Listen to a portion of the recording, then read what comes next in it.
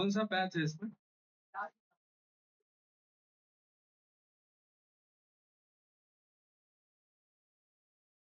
देखो करना क्या है, सुनो। प्रॉब्लम का नाम है काउंट डिजिट, राइट? ये है तुम्हारा प्रॉब्लम का नाम।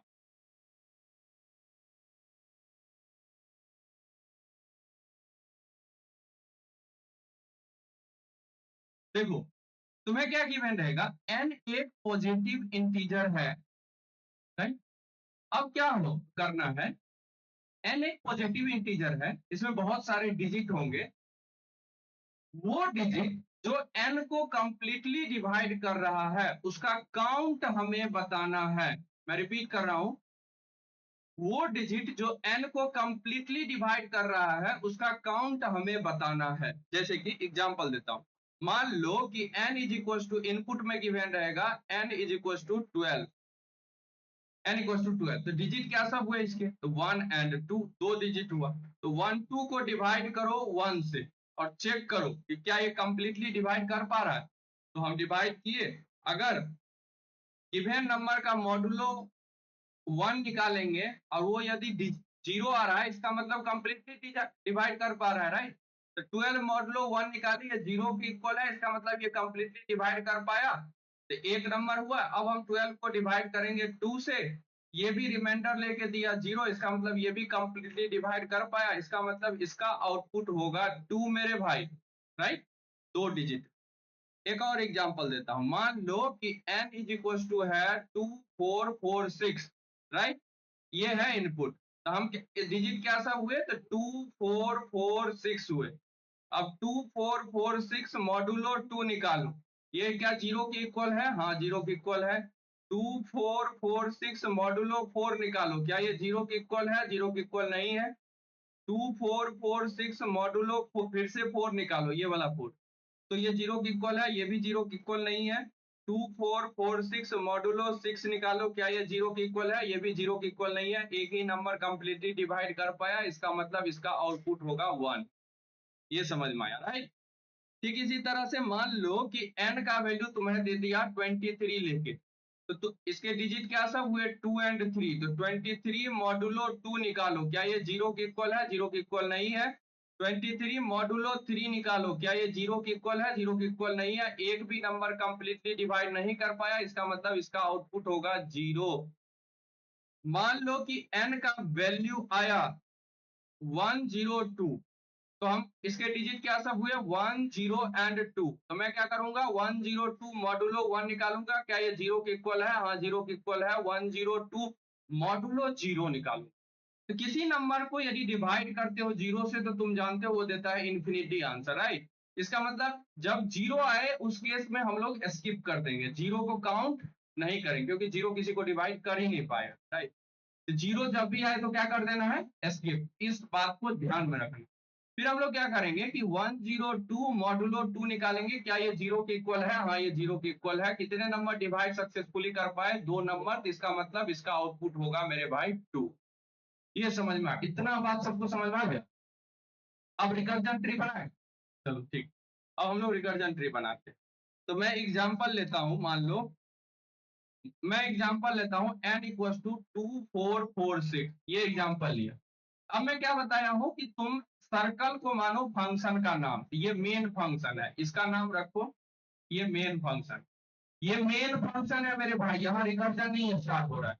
यहाँ n में कितना वैल्यू है रखा हुआ, 2 4 4 6 रखा हुआ है। अब हम क्या करेंगे, मुझे क्या करना है कि वो नंबर जो गिवन नंबर को कंप्लीट डिवाइड, वो डिजिट जो गिवन नंबर को कंप्लीट डिवाइड कर पा रहा है उसका मुझे काउंट निकालना। तो मैं एक काउंट नाम का वेरिएबल बना लूंगा, एक काउंट नाम का वेरिएबल बनाऊंगा, उसको इनिशियलाइज कर लूंगा 0, 0 काउंट का वैल्यू इनिशियली रखूंगा 0, राइट? इसके बाद हम लोग क्या करेंगे, सुनो, काउंट का वैल्यू 0 रखेंगे और हम 2 4 4 6 एक और ए नाम का वेरिएबल बनाएंगे, उसमें रख लेंगे 2 4 4 6। इतना काम हम लोग कर लेंगे। ये काम हम लोग कर रहे हैं मेन फंक्शन में। चलो मेन फंक्शन में इतना काम किए, अब हम रिकर्जन वाले फंक्शन को करेंगे कॉल। तो यहां से होगा रिकर्जन स्टार्ट। रिकर्जन स्टार्ट मतलब वो अपने आप को कॉल करना शुरू कर देगा यहां से, ठीक है। अब यही चीज रिपीट होगा बार बार, ठीक है। ये देखो यहाँ पे ये हम मेन फंक्शन से स्टार्ट किए, तो मेन फंक्शन ने कॉल किया तो ये सब डेटा रिसीव हो जाएगा, ये सब डेटा रिसीव हो गया, और हम लोग करेंगे प्रोसेसिंग वाला काम। तो प्रोसेसिंग वाला काम हम लोग जानते हैं किसमें करते हैं, स्क्वायर।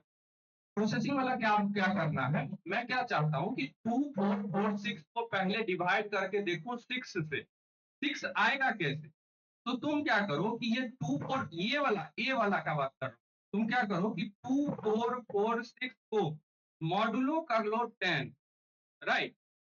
तो ये क्या दे देगा 6, ये ओवरऑल वैल्यू देगा 6। और तुम क्या करो कि 2446 को मॉडुलो कर लो ये वाला वैल्यू, ये दिया 6 लेके 2446 मॉडुलो 6। अगर ये वैल्यू आता है 0 तो ये वाला जो काउंट का वैल्यू है इसको कर देंगे इंक्रीमेंट। इस केस में क्या ये 0 देगा, 0 नहीं देगा, क्योंकि 2446 मॉडुलो 10 कितना हुआ, 6 हुआ। और 2446 मॉडुलो 6 0 नहीं होता है तो काउंट का वैल्यू इंक्रीमेंट नहीं होगा।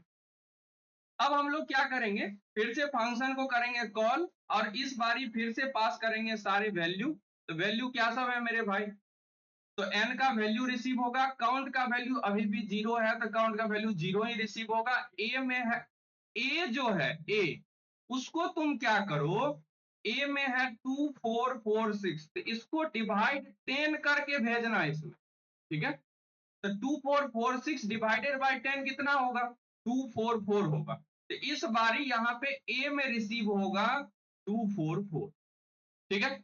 ये बात समझ में आ गया सबको।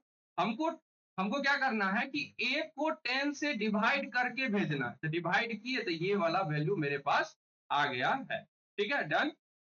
और काउंट में है 0। अब हम लोग को प्रोसेसिंग वाला काम करना है, तो प्रोसेसिंग वाला काम में हम लोग क्या कर रहे हैं, तो ये 2446 को इस बारी डिवाइड करना है 4 से, 4 से डिवाइड करना है। तो हम करेंगे मॉडुलो, फिर लिखेंगे 244 मॉडुलो 10। अब देखो 244 मॉडुलो 10 कितना हुआ 4, और 2446 मॉडुलो 4 कितना होगा, 0 के इक्वल होगा क्या, 0 के इक्वल नहीं होगा, तो काउंट का वैल्यू 0 का 0 रहा, ये इंक्रीमेंट नहीं होगा, राइट। इसके बाद हम लोग आएंगे नेक्स्ट, लेकिन हमको सेंड क्या करना है, 244 डिवाइडेड बाय 10 करके, यहाँ पे वही सेंड करेंगे, तो यहाँ पे वही रिसीव होगा मेरे भाई। तो ये देखो यहाँ पे रिसीव होगा, ठीक है, ये वैल्यू आ गया यहाँ पे रिसीव, चलो बहुत अच्छे। अभी ए में क्या वैल्यू आएगा, 244 डिवाइडेड बाय 10 कितना होता है, 24 होता है सर, तो यहाँ क्या रिसीव होगा 24 सर, ओके। काउंट का वैल्यू 0 ही रहेगा, एन का वैल्यू वही रहेगा। अब हम करेंगे प्रोसेसिंग वाला काम, ये मेरा हुआ प्रोसेसिंग वाला काम। क्या करना है, तो 2446 मॉडुलो 24 मॉडुलो 10 कर लेंगे। तो अभी देखो 24 मॉडुलो 10 कितना हुआ 4, 2446 मॉडुलो 4 क्या 0 के इक्वल है, 0 के इक्वल नहीं है। काउंट का वैल्यू इंक्रीमेंट होगा, नहीं होगा, वही का वही रहेगा, राइट। अब इसके बाद हम लोग पास क्या करेंगे, तो 24 डिवाइडेड बाय 10 करके पास करेंगे, और सब डेटा एज इट इज ही रहने वाला है। चलो बहुत अच्छे, ये डेटा यहाँ पे आ गया।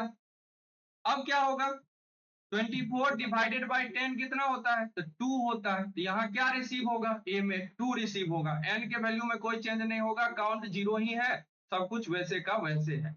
ये हुआ तुम्हारा प्रोसेसिंग वाला काम। चलो ये हुआ प्रोसेसिंग वाला काम। प्रोसेसिंग वाला काम में हम लोग क्या कर रहे हैं, तो 2446 मॉडुलो 2 मॉडुलो 10 ये करेंगे हम लोग, राइट। 2 मॉडुलो 10 कितना होता है, 2 होता है। 2446 मॉडुलो 2 कितना होगा, 0, ये 0 के इक्वल इस बारी हो गया, तो काउंट का वैल्यू 0 से इंक्रीमेंट हम लोग कर देंगे, तो 0 से इंक्रीमेंट करेंगे तो क्या हो जाएगा 1। इस बारी क्या पास करेंगे, तो 2 डिवाइडेड बाय 10, 2 डिवाइडेड बाय 10, तो देखो सारा डेटा रिसीव होगा, यहाँ पे सारे डेटा रिसीव हो गए। अब क्या होने वाला है सुनो, काउंट में इस बारी क्या आया है, काउंट चेंज होके आ चुका है 1, ए में कितना आया है 2 डिवाइडेड बाई 10 कितना होता है 0, तो ये ए में आ जाएगा 0। ये देखो ए में 0 आ गया। इसके बाद ये क्या है तुम्हारा प्रोसेसिंग वाला काम। क्या अभी काउंट में कितना आ चुका है 1। क्या हम सारा डिजिट से डिवाइड कर चुके हैं? हाँ हम कर चुके हैं। इसका मतलब अब क्या डिवाइड करने की जरूरत है? नहीं। तो इसका मतलब अब क्या फंक्शन कॉल करने की जरूरत है? नहीं है जरूरत। इसका मतलब यहाँ पे मुझे रुकना चाहिए, यहाँ पे फंक्शन को कॉल नहीं करना चाहिए। तो क्या करूं? तो मैं लिखूंगा if a double is equal to 0, तो मैं लिखता हूं कि तुम रिटर्न कर दो काउंट को। काउंट में कितना है 1, तो 1 हो जाएगा रिटर्न। 1 किसके पास जाएगा? जिसने इसको कॉल किया। किसने कॉल किया? तो इसने कॉल किया, तो इसके पास रिटर्न होके आ गया 1। यहां भी हम बोलते हैं कि तुम 1 को कर दो रिटर्न। यहां भी बोले 1 को कर दो रिटर्न। 1 किसके पास जाएगा? जिसने कॉल किया। किसने कॉल किया? इसने। तो यहाँ पे भी आ जाएगा रिटर्न 1। फिर इसको भी बोलेंगे कि तुम भी रिटर्न कर दो। ये किसके पास जाएगा? इसके पास जाएगा। यहाँ पे आ गया रिटर्न 1। ये किसके पास जाएगा? इसके पास जाएगा। यहाँ पे भी रिटर्न होके आएगा 1। ये किसके पास जाएगा? इसके पास जाएगा। तो यहाँ पे भी रिटर्न होके आएगा 1। अब हम इस डेटा को करवा लेंगे प्रिंट या रिटर्न। राइट, ये हम कर लेंगे। रिकर्जन ट्री सबको समझ में आया? अरे आया, बहुत अच्छा। अब हम लोग कोड कर सकते हैं। तो अब क्या बोला हूँ, रिकर्जन ट्री बनाने के बाद हम लोग सोचेंगे आर्गुमेंट के बारे में, फिर सोचेंगे बेस केस के बारे में। तो अब सोचते हैं पहले आर्गुमेंट। आर्गुमेंट क्या सब रिसीव हो। चलो आर्गुमेंट क्या सब होगा। तो एक एन पास कर रहे हैं। अब इस एन के जगह पे तो कुछ भी हो सकता है। एक एन पास करेंगे, एक ए पास करेंगे, और ए का भी वैल्यू इनिशियली एन ही रहेगा। राइट, और काउंट एक 0 पास करेंगे, उसको काउंट में स्टोर करवा के। राइट, इनिशियली रहेगा काउंट का वैल्यू 0। ये 3 आर्गुमेंट हम लोग कर रहे हैं पास।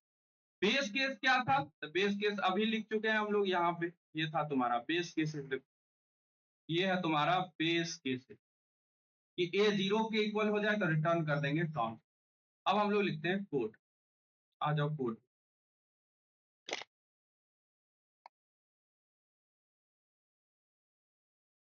तो फटाफट बताते जाओ क्या हम लोग कर रहे हैं, बताओ। तो हम लोग क्या कर रहे हैं, इसको बोलते हैं कि काउंट काउंट कर दो भाई। ठीक है, सही। हाँ, इसमें क्या पास करेंगे एन। इसके बाद दूसरा होगा ए, तो उसको वो भी एन ही के इक्वल था इनिशियली। चलो ठीक है। इसके बाद तीसरा होगा 0, वो है काउंट का वैल्यू। बस 3 ही चीज ना। चलो 3 आर्गुमेंट पास कर दी। और ये क्या रिटर्न करेगा? काउंट रिटर्न करेगा। राइट, कितना डिजिट गिवन नंबर को डिवाइड किया। तो इंट टाइप का वो वैल्यू होगा, तो इसको हम लोग रिटर्न करवा देंगे क्योंकि यहाँ इंट लिखा हुआ है। ठीक है, अब इसका डेफिनेशन लिखते हैं। अब बताओ इस फंक्शन का रिटर्न टाइप क्या होगा? इंट, क्योंकि ये इंट टाइप का वैल्यू रिटर्न कर रहा है। इसके बाद क्या है, काउंट कर दो भाई, है ना। पहला है एन, इंट एन। दूसरा है ए, इंट ए। राइट, और तीसरा है इंट काउंट। बेस केस के बारे में अब सोचो। आर्गुमेंट सोच लिए, बेस केस सोचते हैं। बेस केस क्या है, if a double equal to, तो रिटर्न क्या कर दो, बेस केस हो गया। एल्स नहीं तो क्या करो, नहीं तो वो करो जो स्क्वायर बॉक्स में कर रहे थे। क्या कर रहे थे स्क्वायर बॉक्स? स्क्वायर बॉक्स में कर रहे थे कि ये देखो स्क्वायर बॉक्स में हम लोग क्या कर रहे थे, यहां पे जाकर क्या कर रहे थे। तो हम लोग यहाँ पे, यहां से ऑब्जर्व करो। 2446 मॉडुलो 2446 मॉडुलो 10 इनिशियली ये है।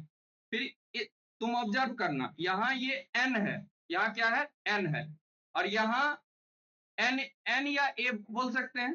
तब एन है कि ए है वो नेक्स्ट स्टेप में समझ में आ जाए। तो यहाँ पे जाओ, तो यहाँ देखो अब ये ए है, ए का जो वैल्यू है वो है। तो हम इसको जनरलाइज फॉर्मेट में क्या लिख सकते हैं, एन मॉडुलो ए मॉडुलो 10, यही ना।